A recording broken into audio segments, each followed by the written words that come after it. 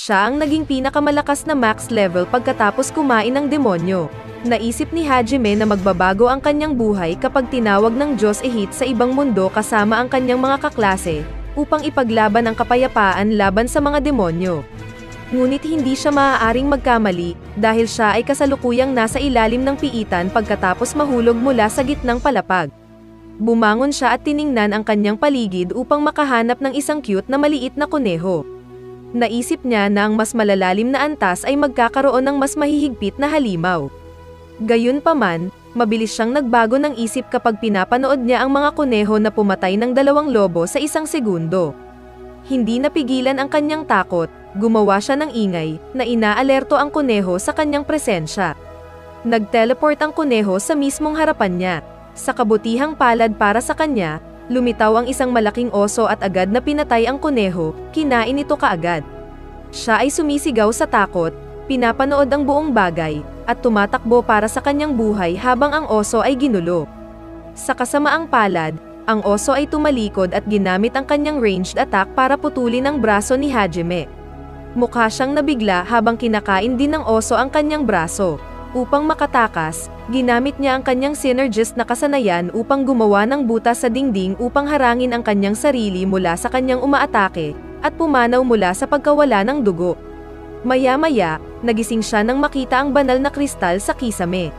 Natatandaan niya na ito ay makakapagdulot ng isang elixir na makapagpapagaling sa lahat ng sakit at makapagpapagaling sa kanya. Sa kanyang kasalukuyang estado, napagtanto niya na siya ay natigil sa isang labyrinth na pinamumuguran ng mga halimaw, at walang darating upang iligtas siya.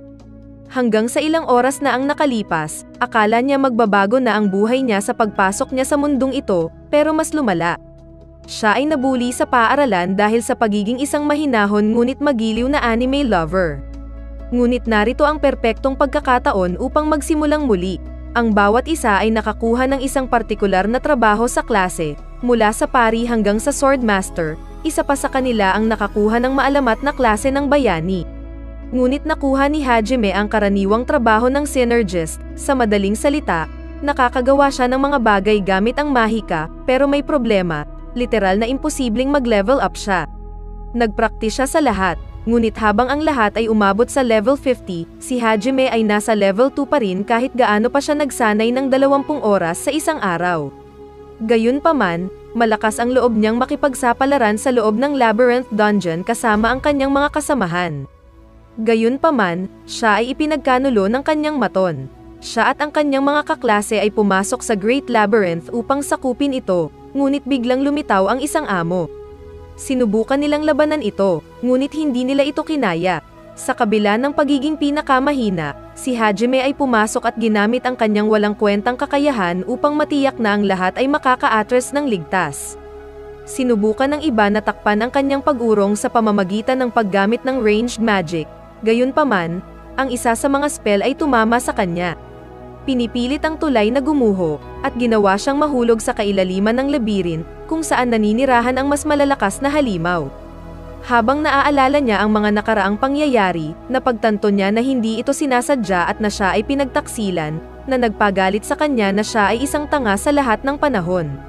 Nararamdaman ang 50 lilim ng galit, nangako si Hajime na lalakas at hahanap ng paraan para makabalik sa ibabaw. Ang tanging hiling niya ay makahanap ng paraan para makauwi sa Japan at walang pakialam kung sino ang hahadlang sa kanya, maging ito man ay isang Diyos o isang demonyo. Sisiguraduhin niyang lahat ay nasa ilalim ng kanyang mga paa. Isang lobo na halimaw ang biglang lumitaw na umatake sa kanya, ngunit handa siyang labanan at patayin ito gamit ang kanyang spell. Nakaramdam siya ng gutom at uhaw. Kinakain niya ang karne nito ng hilaw kahit alam niyang maaari siyang patayin nito dahil sa lason. Dahil hindi niya kayang lunukin ang gayong makamandag na pagkain, ginamit niya ang elixir na tumutulo mula sa banal na kristal. Nagsisimula siyang makaramdam ng matinding sakit, at biglang nagsimulang mag-mutate ang kanyang katawan. Ang kanyang hangin ay nagiging puti, ang kanyang mga mata ay nagiging pula mula sa itim, at ang kanyang katawan ay nagsisimulang bumuo ng mga kalamnan. Kapag tiningnan niya ang antas ng kanyang status, nalaman niyang nag-level up na siya ng higit sa 100 fold at nakakuha ng mga bagong kasanayan at kakayahan sa mahika. Mayroon na siyang pagkain at tubig na magagamit niya at nakikilala niya ang anumang bato sa pamamagitan ng paghawak dito, na ginagawang mas madali para sa kanya na gumawa ng mga bagay mula sa mga ito. Nahanap niya ang mga materyales na kinakailangan upang makagawa ng mga pampasabog at paggawa ng baril na ginagamit niya upang patayin ang susunod niyang halimaw, ang kuneho.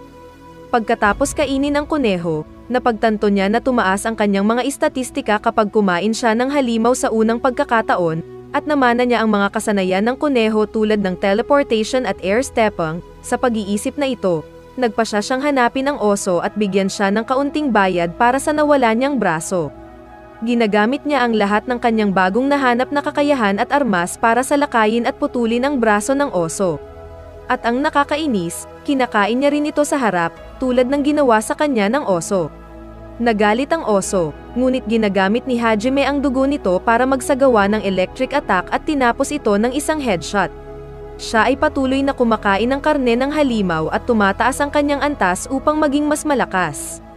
Alam na ang pag-akyat sa kanyang paraan ay malapit sa imposible, nagpasya siyang bumaba pa at mag-isa na mag-alis ng piitan. Dumating siya sa isang tarangkahan na may simbolo ng Tatsulok, sinubukan niyang pasukin ang kanyang salamangka.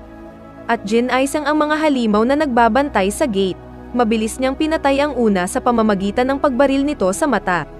Ngunit ang pangalawa ay mas matalino, na nakatikip sa mata, na ginagawang imposible para sa kanya na talunin ito. Para lumala pa, nagsimulang gumamit ng magic barrier ang halimaw para magrebelde laban sa kanyang mga bala. Natapos ni Hajime ang pain sa halimaw sa pag-atake sa kanya at ginamit ang kanyang kakayahan sa teleport para lumipat at sa wakas ay barilin ito ng hindi nakabantay. Gamit ang mga bola sa leeg ng mga monsters, nagawa niyang buksan ang gate. Doon, nakita niya ang isang lumulutang na kubo na nagpapakita na may hawak na isang batang babae na bilanggo. Nagmamakaawa siya sa kanya na tulungan siyang makatakas, ngunit tumalikod siya dahil sa tingin niya ay niloloko siya nito. Walang sino man sa kanilang sariling isip ang magpapalaya sa isang bilanggo na malamang na nakulong sa isang kadahilanan. Ngunit kapag sinabi niya na siya ay pinagtaksilan, siya ay tumigil. Naaalala ang nangyari sa kanya ilang araw na ang nakalipas, tumalikod si Hajime at narinig ang kanyang kwento. Siya ay isang vampira na prinsesa na niloko at ikinulong ng kanyang tiyuhin dahil sa kanyang hindi kapanipaniwalang kapangyarihan at immortalidad. Nagpasya siyang tulungan siya at palayain siya mula sa kubo sa pamamagitan ng pagsira dito. Hiniling niya sa kanya na bigyan siya ng pangalan, at pinangalanan niya itong Yu dahil ipinaalala nito sa kanya ang buwan. Hindi ko alam kung ano ang hitsura ng buwan sa Japan, ngunit dito, ito ay puti, hindi dilaw. Ngunit bigla, tinambangan sila ng isang halimaw na bumaril ng ilang kagat sa likod ni Hajime. Bumangon siya at ginamit ang elixir para pagalingin ang sarili, habang inaalis ni Yu ang mga tibo sa kanyang likod. Nakikita niya ang halimaw na nakatago sa bubong bilang isang nakatagong bantay upang hindi makatakas si Yu. Para palayain siya, hinahamon niya agad ito. Inakbayan siya nito, papalabas doon. Hinabol sila ng halimaw, pinipilit siyang lumaban gamit ang kanyang baril. Ang halimaw ay bumagsak sa lupa na may kaunting pinsala. Sinusubukang tumulong ni Yu, ngunit kailangan muna niyang ibalik ang kanyang kapangyarihan. Kinagat niya ito at sinisipsip ang kanyang dugo habang sinusubukan siya ng halimaw na takutin ng earth magic na specialty niya, transmute. Bumangon si Yu at lumikha ng bol ang apoy na dumurog sa halimaw sa lupa ngunit hindi sapat para patayin ito dahil sa matigas nitong shell. Nang makakita ng pagkakataon, pamwesto si Hajime habang hinihiling sa kanya na mag-fire spell. Dinurog ng mahika ang halimaw nang makita ni Hajime ang mahina nitong lugar at pinasabog ito ng kanyang baril, pinatay ito. Habang inihahanda ang karne ng halimaw, sinabi sa kanya ni Yu ang tungkol sa huling antas ng lalim ng labyrinth. Doon, mahahanap nila ang taong nagtayo ng labyrinth at gagawa ng paraan upang makabalik sa ibabaw. Habang ginagamit niya ang lahat ng materyal na halimaw upang lumikha ng mas magagandang armas, tinanong siya ni Yu tungkol sa kanyang buhay. Sinabi niya sa kanya ang lahat tungkol sa pagtataksil ng kanyang mga kaklase at kung paano siya naging isang uri ng isang halimaw na nagpapahina sa kanya at nakaramdam ng sama ng loob para sa kanya. Sinabi niya sa kanya na ang kanyang layunin ay bumalik sa Japan. Ngunit nalulungkot si Yu dahil kapag nawala siya, mag-isa na naman siya. Nang mapansin ang lungkot sa mga mata nito, niyaya niya itong umuwi kasama niya. Habang nagpapatuloy sila sa paggalugad sa labyrinth, nakakita sila ng ilang hagdan pababa sa isang pinto. Sa likod ng mga pintuan, nakakita sila ng isang magic circle at isang malaking Hydra Snake monster ang lumabas dito. Agad silang inatake ng mga ahas, tinulungan ni Yu si Hajime at binaril sila pabalik gamit ang ilang mahika sa lupa. Ngunit ang puting ahas ay nagpapagaling sa mga sugat ng iba. Nakita ito ni Hajime at nagpasyang patayin muna ito, ngunit ipinagtanggol ito ng dilaw. Habang sinusubukan ni Yu na manglamlam, nahaharap siya sa isa sa mga ahas na nagkukulong sa kanya sa isang ilusyon. Nakita niya ang kanyang sarili na nakakulong muli sa cube, ngunit sa pagkakataong ito, si Hajime sa halip na iligtas siya, iniiwan niya siya sa likod. Napaluhod siya na naramdaman ang sakit mula sa ilusyong ito, na nagbibigay ng pagkakataon sa ahas na kainin siya. Sa kabutihang palad, si Hajime ay namamahala upang iligtas siya sa oras. Matapos bumalik sa kanyang katinuan, ginulo ni Yu ang mga halimaw habang si Hajime ay pumwesto para pasabugin sila gamit ang kanyang bagong baril. Pagkatapos ay ginamit niya ang kanyang apoy na apoy upang durugin at patayin sila maliban sa puting ahas. Sinubukan din siyang pasabugin ng halimaw ng isang malakas na apoy, ngunit humakbang si Hajime sa kanyang harapan, tinanggap ang suntok. Dahil sa pag-atake, siya ay nawalan ng malay, at ang halimaw ay patuloy na hinahampas sila ng mahika. Para iligtas siya, inilabas ni Yu si Hajime mula sa panganib. Sinusubukan niyang gisingin siya, ngunit walang gumagana. Sa pakiramdam na maliligtas lang siya sa kanyang sakripisyo, kinuha ni Yu ang kanyang baril at tumakbo pasulong. Ganun pa man, muli siyang hinampas ng ahas ng panibagong putok. Nagsimula siyang mapunit nang makita ang snake na naghahanda para sa huling pag-atake at humingi ng paumanhin sa hindi niya mailigtas. Narinig ni Hajime ang pagpatak ng kanyang luha sa sahig at pinilit niyang bumangon para iligtas siya. Sinabi niya sa kanya na mabawi ang kanyang lakas sa pamamagitan ng pagsipsip ng kanyang dugo at bumalik sa pakikipaglaban. Bumunot siya ng ilang butas sa kisame at binato ito ng mga granada, habang sumasabog ang mga patak ng kisame sa ibabaw ng ahas at ginamit ni Yu ang kanyang magic fireball upang talunin ito. Nagising sila sa isang kama kinabukasan, sa isang maganda at payapa na lugar. Bumagsak si Hajime at binuhat siya ni Yu sa isang nakabukas na pinto na nakita niya. Ginalugad nila ang lugar at nakahanap ng magic circle. Pumasok si Hajime at nakita ang lahat ng mga alaala na nakolekta niya mula noong siya ay pumasok sa labyrinth.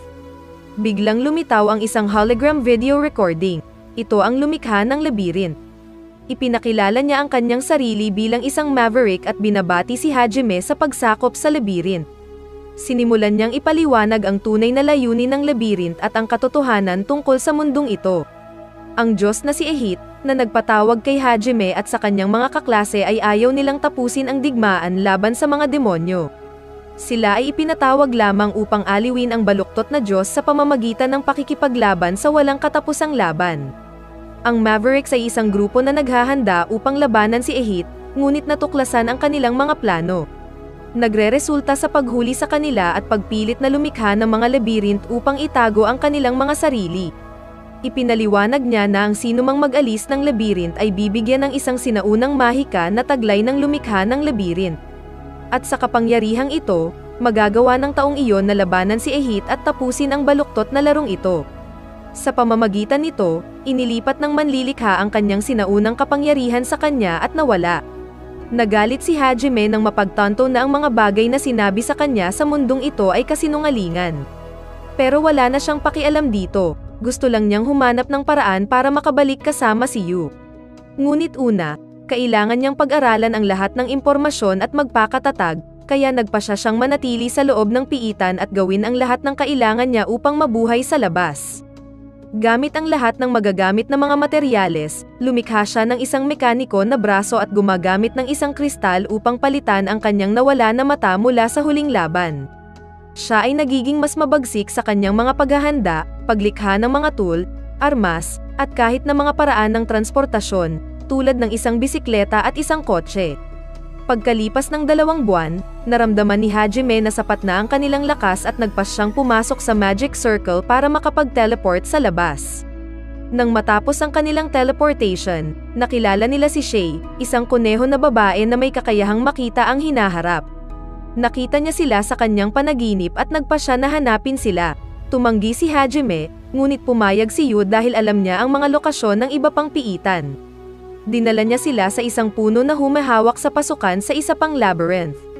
Ngunit hindi siya makakapasok dito, ito na ang huling labyrinth, kailangan muna nilang sakupin ang iba bago sila makapasok sa isang ito. Isinasaalang-alang ang bagong impormasyon, na pagtanto ni Hajime na kailangan niyang makakuha ng higit na kapangyarihan at hiniling kay Shay na ipakita sa kanya ang daan. Dinadala niya sila sa pinakamalapit na lokasyon, ngunit sa tingin nila ay niloloko niya sila dahil nawala sila. Hindi sinasadyang nahanap niya ang tamang daan patungo sa pasukan at nahulog sa loob. Ginalugad nila ang kuweba, nililimas ang lahat ng mga bitag. Sa pag-abot nila sa dulo, sa wakas ay natagpuan nila ang boss monster na isang armored knight.